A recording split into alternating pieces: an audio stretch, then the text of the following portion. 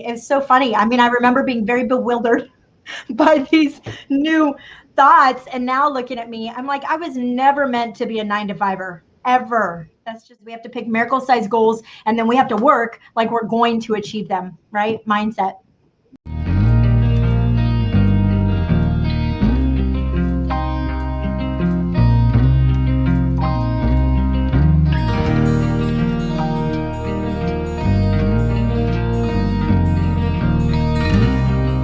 But there was a hard deadline, and we don't do so well with soft deadlines. If the deadline can be moved, we tend to let it be moved, but we have to draw that hard deadline and then put the action. But action takes away fear, right? It takes away fear. Hello, everyone. I'm DeAnna Loudon, and welcome to Make Up Your Mindset with DeAnna and another episode of Look What She Did. This is where I get to spend time with industry leaders and entrepreneurs, and together we get to know more about how they lead themselves well and about their mindset. And it's all to help encourage you to build your beliefs so you can accomplish your goals and live out your dreams both in your personal life and in your professional life. Because what you believe to be true about yourself is powerful. So today I'm talking with Stephanie Brotherton. Yay! Stephanie first began her career in direct sales industry about 13 years ago. She has earned 8 free cars and is on schedule to earn the coveted pink Cadillac in a little over a month. This is in honor of Stephanie earning that pink Cadillac. Most recently, and why I asked Stephanie to join us, is that during this past year, she personally set records in her area by growing and expanding her organization, earning her first double cord and a stunning coveted diamond bumblebee pendant, and it's valued at over $1,000. Her goal in life is to offer women freedom in Christ, freedom in their schedule, and freedom in their finances. And I am so excited for us to visit and hear more from Stephanie on how she changed her mindset during a pandemic, learning how to work virtually, which allowed her to shine as her authentic self, not stress about details, and be home with her family. You're going to love her. She will make you laugh and she will pump you up. And I'm so excited. So woohoo, yay, it's Stephanie, yay. Well, thank you. Oh my gosh, DeAnna, I love it. I love it. I love you. Thank you for having me on. One of the things I like to ask is one of my favorite questions, and that is, what's one thing you wish you had known about your Mary Kay business or direct sales before you started? You know, as a leader, like I constantly hear myself telling new girls that we can give them a checklist that they can follow like this, or they can zigzag in and out, or they can kind of do their own thing, that we don't have a lot of limits. And I've told girls that for 13 years and just realized during COVID, I was not following my own advice, that I thought I was kind of zigzagging, but I really wasn't. I was trying to mimic these other people around me. And so I wish I had really understood the concept of, you know, following the rules, of course, taking Mary Kay's suggestions, learning and growing, and then making it your own, adapting. So that's the big one right there, is do what brings you joy and hire somebody else to do the rest. I love that. I love that. Yes, do what brings you joy. Let everybody else do the rest. Yeah. Okay. So over this last year, thinking back, or maybe even over the last couple of years, what is your biggest setback, or did you have a setback, and did you learn from it? Oh, setbacks. There's always setbacks, right? There's always frustrations when you work with people and when you work with yourself. I think leaders in general, I think we struggle with ourselves more than anybody else, right? I don't think we get frustrated with the people we work with, but usually our frustration comes from our own frustration, right? I'm frustrated with me and I kind of like put that on them. I mean, the last couple of years has it's been all about learning to love me, the good, the bad, the ugly, all of it. And so, yeah, I mean, the setbacks have always come when I give into this fact that I'm not enough. When I would think that I had to do it like her and I wasn't doing it as well, therefore I was failing. This constant like comparison game. You know, in the Mary Kay world, we have 1,000 different places that we can win and we can play, and not finding where I could win and where I could play. I've known since day one my strength was in recruiting, and yet I was trying to like be the queen over here instead of playing here where I already knew I was good at. And yeah, I mean, some very specific things is just, you know, trying to have a meeting every single week in person that I dreaded going to. I dreaded it. I was stressed all the time about the details. I was stressed about how many people would show up. I was stressed about how I would look in person. And yet I kept having these meetings, and I would even like box my mentor, DeAnna. I would box Jen, and I would say, I hate this. I hate it. But that's what I thought you did, right? Why did I keep doing it? I obviously was probably not bringing a lot of joy at those meetings. But that's just one specific example of like doing something I didn't like. It didn't bring me joy. It didn't fill me up. And therefore, there's no way I was filling up their cups. You've had a lot of growth in this last year and really the last 2 years for sure. Some of it's been actual mindset. Some of it's been, you've seen physical results from changing your mind. What is a great resource or something that has helped you a lot? The virtual world. I mean, Zoom and Facebook. I did pivot pretty quick. I've actually had a harder time pivoting on this side of COVID than I did pre-COVID. So I pivoted pretty quick to virtual because it clicked in my brain and it gave me control where before maybe I didn't feel like I had it. So for me, being able to still do face-to-face over something like Zoom, where I could still see them, but I could control my environment, which was where a lot of the stressors came from for those meetings I talked about and going to appointments was, what am I going to forget? My bag isn't organized. Oh my gosh, I left this at home. And now I'm like, oh, hold on. I got it, right? I love it. So, yeah. And I'm so family oriented. I know everybody says that, but I am a high S on the DISC. And so if somebody doesn't show up for an appointment, I just get out of my chair and go to the living room. And I don't feel bitterness or frustration like I did when I would waste maybe 2 hours going to something. Now it's just 10 minutes. Yeah. Nice. So you pivoted really well. And didn't Mary Kay used to always say, if we don't change and we don't embrace the new, we're behind. So you embraced the new, and rather than looking at being shut in your house as a bad thing, you're like, well, here's how I can make it a good thing. And you found it's really good for you. It has really worked well for you. People may not know your background. So your background, teaching, and you were a theater major and you taught theater. My first teaching job was actually 6th through 12th. So, and my passion actually is a little more in speech and debate. Most people don't know that. I love theater. I love to go to theater. I love to be in theater, but I do a little better. It's almost like Zoom versus in person. So the stage, there's too many variables. And speech and debate, there is a 10-minute window. You have this rule. It's very structured. And I think that's why it appeals to me. So I was actually a pretty darn good speech and debate coach for 5 years. And then, those beautiful children God gives us came along and threw off the 30-year plan. Thank goodness. So thank goodness. At the time, you might have been like, well, I don't know what I'm doing. But God's like, don't worry, we got you. We got you. Yeah. So I always thought I thought I would be a teacher really till I knew it like 12 years old, I was going to be a theater teacher. So I just thought that was it. I thought that was till 65 and I'd retire. I mean, I truly, truly believe that. So when my daughter came and I'm like, I want to be home. I want flexibility. It's so funny. I mean, I remember being very bewildered by these new thoughts. And now looking at me, I'm like, I was never meant to be a 9-to-5er ever. That's just not who God made me. So it's just funny. It took me that long to figure it out. So who or what have you listened to a lot lately? Who has recently inspired you or encouraged you? Well, I'm a reader. I love to read. I've read every self-help book that's recommended in Mary Kay. 3 books, 2 in the past that have really impacted me is Pound the Stone, which is the sequel to Chop Wood, Carry Water.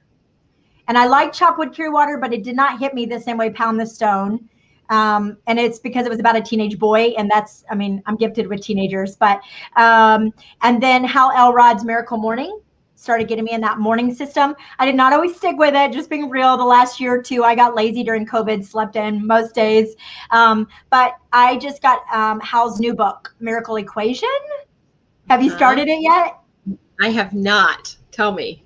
Oh, it's game changing. And everyone I talk to is like, oh my gosh. And it's one of those things where when you're reading it, you're like, I don't understand why everybody was so excited about this book. And then your mind shifting, and you're like, oh my gosh, there's nothing complicated in his book, just like Miracle Morning. But it's the idea that we set a goal and then we work for it. I mean, that's his basic is, I'm going to set this goal that God's called me to. He doesn't say that, and then I'm going to do every single thing in my power to get it. Okay, that seems easy enough. So obviously he's got a few more steps, but the basic miracle equation is we have to pick miracle-sized goals, and then we have to work like we're going to achieve them, right? Mindset. Oh, I like that. I like that a lot. Love it. Yeah, we can have a whole talk on it one day. It's so good. Okay, I'm in. That'll be my next book. I love it. Yeah. Who would you say are the people who have influenced you most? I mean, that's such a deep question, isn't it? Obviously, it's parents. If you're looking at like history, you know, I grew up in a Christian home with good parents. Not perfect, but who of us is? And but gosh, I mean, it's got to be the women in Mary Kay. I got a little emotional talking about that. It always surprises me a little bit when I talk about the girls at Mary Kay, but you know, that's the biggest surprise for most of us, right? We don't necessarily come in for friendship and sisterhood, but the sisterhood is so deep and it's so real. I think that's the key, is it's so real. But you know, my mentor Jen, she has loved me through 13 years of life. And a lot of life, right? And I'm not always easy. Like, people like to be around me, but I'm strong-willed and I'm freedom and choice. And I want to do things my way. And Jen has just loved me through all of it. But truthfully, you know, not just my mentors, right? You know, our group, you and Chris and Kara and Twyla and Cass and just all these incredible women that I've been fortunate enough to do life with. They just love me. And they tell me how amazing I am. They lift me up. They encourage me. And, you know, we just know women don't have that. They just don't have that outside of our world. Not very common. Even in the church, which I hate to say. You might have to edit that. But it's the truth. I mean, I get lifted up more in Mary Kay world than even among brothers and sisters of Christ sometimes. Absolutely. It's a servanthood. And it's the place that I learned it, was actually in this business, in this industry, is where I learned what true servanthood leaders look like and what treating people with grace looks like and loving people where they're at, you know, all those things I was not getting in church or at home. So I'm with you. I hear you on that one. Yeah. Yeah, not one of the things we expect. You came into the business to make money. 100%. Right? That's it. Just give me the cash. I'm still very money driven, just for the record. I still very much, I pay half my bills with my business, and anything extra has got to come from Mary Kay, because my husband's a 9-to-5er and they don't care if he has an extra high utility bill or wants to go on vacation. So so all the extras come from me, and I pay half of our regular bills. Great. And so you came in for that, and you've stayed in for the sisterhood and the connections and who it has allowed you to grow into be, like who you are. You know, I think anybody in sales, I don't know this. This is just Stephanie's like thought. But I think anybody in sales probably has many, many moments of, I'm going to go get something 9 to 5, right? I'm going to go get something consistent. I'm going to go get something where they tell me what to do all day because we don't have a boss. I suspect most of us struggle with that. And I have struggled on and off. I'm competitive. It's one of my top strengths. And so when I'm not winning, then it's very easy for me to be like, well, you know what? When I taught speech and debate, I won trophies. I didn't always win, which is funny. We make up reality, right? But I don't know where I was going with all of this, except that I think we've all thought about quitting. I think about it often. I still do. But truthfully, I know what it is. When it comes back to it, I can't imagine an environment that would support me the way that this environment does, and the freedom. I'm all about freedom. Right. And what advice would you give to someone who is setting a big goal? This is what's taken me a long time to figure out, is you have to put the action plan behind the goal. So one of my running mates, she and I boxer daily, and she's so brilliant at strategy, and it's not emotional, right? Like, if you're not necessarily gifted in strategy, I don't have a lot of gifts in that area, we can make it so emotional. But I have a gift of positivity. So this is me. I'm like, I am going to earn a Cadillac in 2 weeks. And I'm going to facial 4,000 people. And Jen is always like, how many of you facialed before? I'm like, 40. Um, so we have to take the emotion out of it, which I'm getting really good at. And that miracle equation I mentioned, he talks a lot about that, is just look at your numbers. And so what he talked about was if you have to do double what you did last year, then just double the effort. And that just clicked in my brain. So I've been doing between 8 to 10 Facebook parties or Zoom parties a month since January. So this month I'm doing 20. I'm like, this is not complicated, you guys. Why do we make it complicated? I can take 10 to 20. Right? It's not that hard. So for me, pick a goal, but then you have to look at the action it's going to take behind it. If it takes 20 parties to get there and you don't have the energy, time, or the motivation to do 20, then you better not go for this goal, right? So we know the sky's the limit in our company, but sometimes we pick these massive goals without any idea what work it's going to take. And then we're like so disappointed that we're not there. That's been my whole story. So me too. Me too, and I think that hits a lot of people because you're right. When sometimes we set this big goal and then we aren't behind the work, we're like, I don't, I'm not going to do the work to get there. And then somehow we internalize that and look at as ourselves as maybe a failure because we didn't want to do the work or we didn't have the time to do the work or the work suck the life out of us, like you said, if it doesn't bring you joy. And I feel like you can find in Mary Kay, like what I'm hearing you say is that, especially you found in the last year or two, is that you can find the niches of where your joy flourishes and still reach your goals. But you have to get in that spot. And if it doesn't bring you joy, instead of beating yourself up, you're like, let's get out of it. Let's pivot over here. This brings me joy. And yeah, I love that. Absolutely. And there's 10 different ways to do a Facebook party. There's 10 different ways to do in-person parties or events. So it doesn't mean you don't have to do the meat of the business. It just means you get to kind of choose which way or which angle you're going to come at it from, right?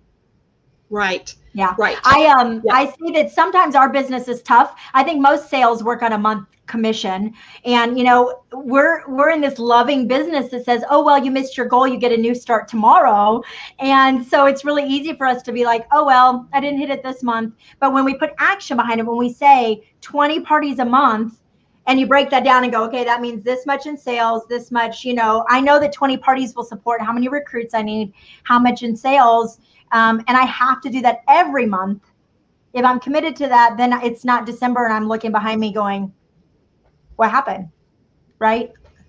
Right. We all do it. I know. We're the worst. I think it's why we finish big goals, like Star Consultant or, even like the cruise, so many people finished and Mary Kay was shocked, but there was a hard deadline. And we don't do so well with soft deadlines. If the deadline can be moved, we tend to let it be moved. But we have to draw that hard deadline and then put the action. But action takes away fear, right? In closing, anything you'd like to add? Oh, girl, I just have such a passion for people to love themselves. And we say that all the time. We affirm it all the time.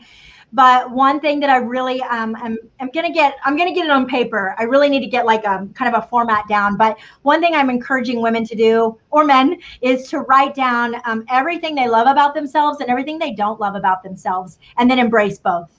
I could sit here and tell you 10 things that I don't necessarily love about myself, but I do love it because it's just who I am. And I couldn't have done that 2 years ago. I couldn't have said, girl, I am disorganized and I chase every single squirrel around this house that I can, and I can laugh about it because it's just part of who I am. So just I'm encouraging people to write those down and then give them to God, embrace it, and just say, okay, great. Well, my strengths are pretty amazing. I recently, DeAnna, even told a friend who's pretty detailed and she doesn't have the best warmth people skills, but she was pretty frustrated with me because I forgot about a meetup. And I felt really bad, right? It's not that I'm like, woohoo, I'm forgetful. It's just I did.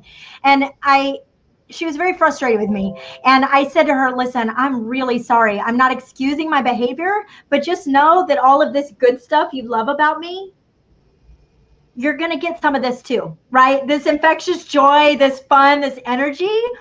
Sometimes that goes along with that is forgetfulness and scatterbrained, and you're just going to have to love both sides. And she was like, thank you for that. Like it just kind of helped her go, yeah, she's right. So anyway, embrace the whole thing, right? The whole thing. Yep. Every bit of you. God made every bit of you. So unconditional love for others and for yourself. Yes, yes. I didn't really say for others, but you're so right. Like understanding they've got both those sides too. Yeah. Yeah, No one's I perfect. love it. Yeah. Yay! Well, thank you so much. I have just had the pleasure of being around you for many a moon, and anytime I get to spend time with you, I my cup is filled, and it's just one of those things that when I'm like, I get to hang out with Steph today, I'm like, yay! And she's going to speak something really cool into my life, even when you don't realize you're doing it. You do it. So your love for others is infectious and it does ooze out of you. And I love that in your accolades, you want to give women freedom. And there's freedom in so many ways, but free to be who you are is probably the best gift you can give people. So thank you So for good, doing that. right? So good. Well, Deanna, I meant to say this at the beginning. I think it's so cool that you're having me on this, like, look what she did. And so much of my journey is accepting who I am. But I've told you this a dozen times, but you started this. You started this at the retreat when you taught us about our purpose and why was more about who we are than what we do. And so when I realized that part of my purpose and why was to bring joy to the world, I just began to look at it so differently. And I think that's something that you definitely could teach more on is just our purpose and why is not about how much we do, right? It's who we be and what God gave us to bring to the table. So thanks for starting me on this whole journey of self-discovery for real, and then bringing me on here to share with more people. Yay!